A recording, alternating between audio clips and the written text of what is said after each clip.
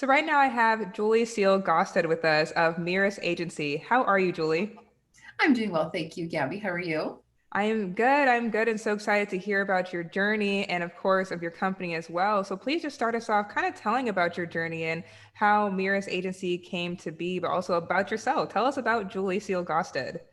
Oh my gosh, look, it all started back, 29 plus years ago. No.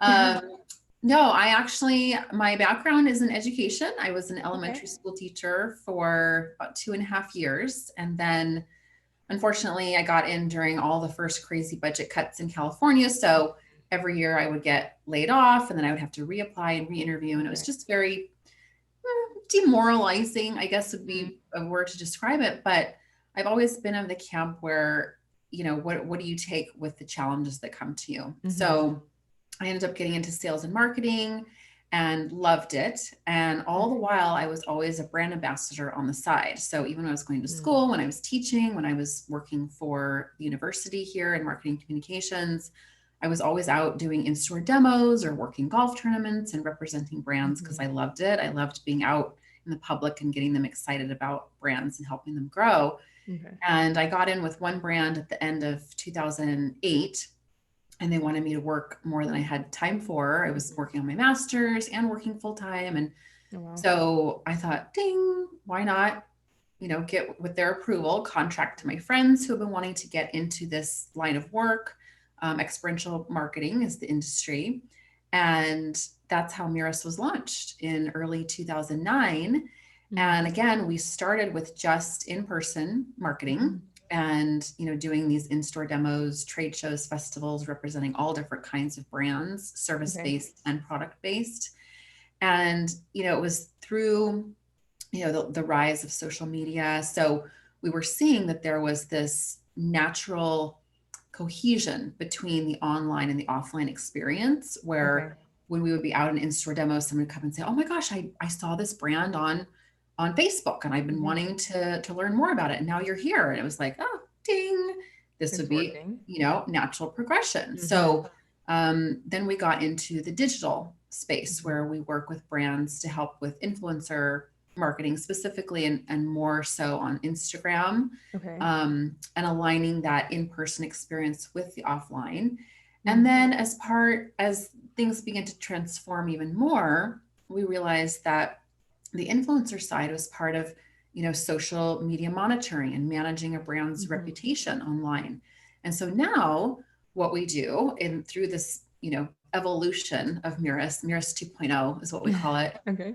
We work with brands to help them grow through online and offline experiences, an omnichannel multi-strategy approach. Okay. So we work with our three areas of expertise plus my coaching and consulting through the Mhm. process to make sure we have the right strategy, we're on track, um, and build brands through this multi-strategy approach that we haven't seen with other agencies. So we've been seeing tremendous results there, and it's been very exciting.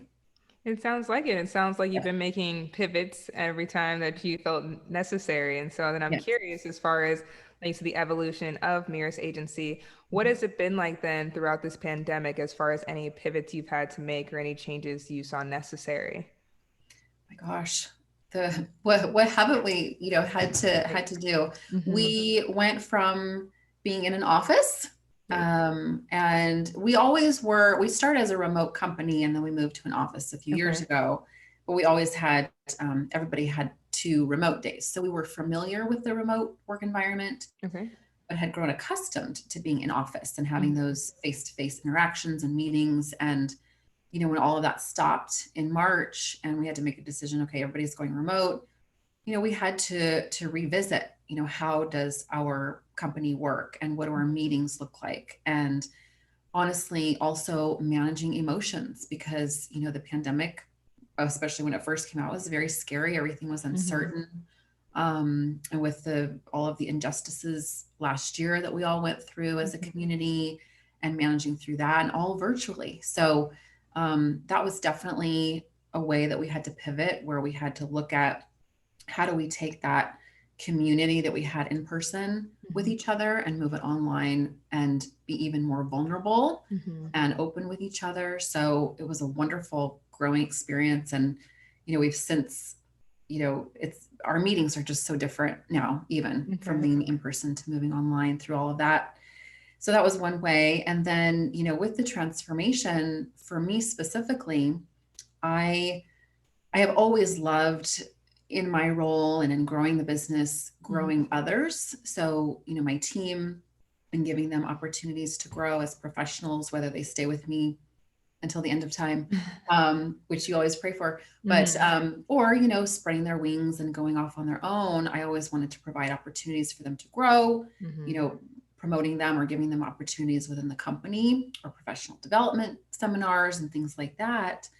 And as well as working with clients and even, friends or in small businesses through my coaching community. And last year for me personally really helped me transform where I personally want to go and where I want the company to go and to help take me to where I want to be. And I had a 5-year plan. I was going to start coaching in 5 years and the business would be self-sustaining and I would be more of I would still be active, but just not as active. And all of that changed last year where I had the bandwidth and the brain power to think, how could this work now where businesses who need me the most, I can be present and pay it forward. So that was another pivot that happened sooner than I had planned, but also welcomed. And so I want to go off how you mentioned, as far as talking about the direction of the company, you mentioned about community and even for yourself about how to pay it forward. How does that sort of personal and company culture help your business and kind of probably make your clients feel that you have that culture? How does that help the brand? It's a great question. One of our core values is teamwork and family spirit. And, everything that we do with each other, with our brand ambassadors, our influencers, our clients, it all goes back to we're all working together towards the same goal and we're all supporting each other. We're treating each other like family and whether, essentially treat each other like a family. And I think, sometimes I think about like every family looks different, right? So it's all a matter of, respect and communication and trust. And that's what we do. And ultimately, we're also helping to build trust with our clients' target customer so that, they will continue to grow. But does that answer your question? Yes, sorry it does. No, you're fine. You're fine. Yeah, as you mentioned, just as far as the growth and everything. So I think, in order to have growth as a brand ambassador, or just anyone who's trying to have that growth, it does start internally. And of course, internally for you is you as a person, but also the brand. And so I can see how it's working off of each other a little bit when you're working with clients. Yes. And I think internally too, when I started opening up more to my team about where I wanted to go personally. Previous it was all, it's the company and where our clients are going and all of that. And when I started opening up about, this is my passion, my dream. And I just feel like my team they're just so on board. And, I knew that they always supported me and they believe in the company and they believe in what we do and they love our clients and our team and everything. But to be able to share that, it also opened up more for them, I think, to talk about their passions and what they believe and where they want to go. And we always have those conversations. And that's how that's when we do our performance reviews or I do my one-to-ones. I do one-to-ones once a month to keep, make sure people are on goal and also to make sure I understand where they want to go and how can I support them. But it's more of an open conversation. So, even in our company meetings, like these are the things that we talk about. And as a brand, that's definitely what we are known for is this team and family spirit, as well as, leadership and education. So. Okay, so you're kind of touching base on it right now as far as my next question. And it's like you said, opening up, having open conversation. And so I'm curious as to what does being a conscious business leader mean to you? I think in the word conscious, it says everything where you're just always present and you're always aware of the temperature of the company. I like that word. Yes, the temperature of the team, where they're at. Like we talked about last year. Last year was tough for many, many reasons, as individuals and collectively. Right. And, as a business owner and a leader, you're the thermostat. I mean, you can adjust the temperature with just your energy, but it also is in your actions. So, understanding when somebody needs you to rise up and when somebody needs you to set them aside and have a conversation with them, or one of the things too, and what I appreciate about this is in being a conscious leader and giving back. And we talked about earlier, paying it forward, where I'm so excited to be able to pay my experience forward, where I am in a different industry than my coaching clients, but all the business principles are the same. It's like, I've been there, and I'm happy to pay that forward, but then also with my team and setting that example for them as leaders. So we used to participate in community events with volunteering, and we've found other ways to show our support to various charities, but also through an organization called Buy One, Give One, or B1G1. Are you familiar with them? Okay, shout out to this organization, but they started a nonprofit, and within the nonprofit are hundreds of other nonprofits globally, where businesses can say, every time you do business with us, something good happens. So for example, for us, every time we make a sale, we donate to a specific charity, and it could be a project of, essentially we can choose the projects that we want to support. So we've given life-saving water to children in Africa. We've given days of bicycle transport for children in rural Cambodia to get to school. So there's different, it's so cool. And it's, it sounds like it. And for our team too, you can say, every time, you're executing this tremendous work, you're making good happen. You're making a difference. Yes. So that's one of the other ways. And a shout out to them, because I think it's really important that business owners and CEOs know that's available, where it's, you can give back on a bigger level. Wonderful. Thank you for sharing that. And so also please share with us too about some information on the influencer marketing DIY guide that you all offer. Oh gosh, I love this. Okay.